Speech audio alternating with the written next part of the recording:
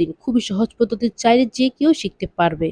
শুধু আপনাদেরকে মনোযোগ সহকারে ভিডিওটা দেখতে হবে। যতটুকু ছিঁড়ে গেছে বা ফুটো হয়ে গেছে তার চারদিকে ৬টা বিন্দুর মতো করে ফোঁটা দিয়ে দিবেন কলম বা পেন্সিল দিয়ে। কাপড়ের নিচ থেকে যেকোনো একটা বিন্দুর নিচে সুতা তুলবেন। হাতের ডান পাশে পেছনে একটা বিন্দু গ্যাপ রেখে পরের বিন্দুতে সুতা গাঁথবেন এবং যে বিন্দুটা গ্যাপ গেছে কাপড়ের নিচ থেকে সে বিন্দুতে সুচটা তুলবেন। তারপর আর কোনো বিন্দু গ্যাপ দিতে হবে না।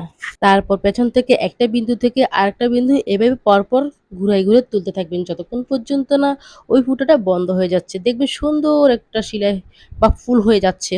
প্রিয় বন্ধুরা, ভিডিওটি ভালো লাগলে লাইক কমেন্ট করতে ভুলবেন না। আর চ্যানেলে নতুন হলে চ্যানেলটি সাবস্ক্রাইব করে পাশে থাকবেন এমন আরো নতুন ভিডিওগুলো সবার আগে আপনার কাছে পৌঁছানোর জন্য।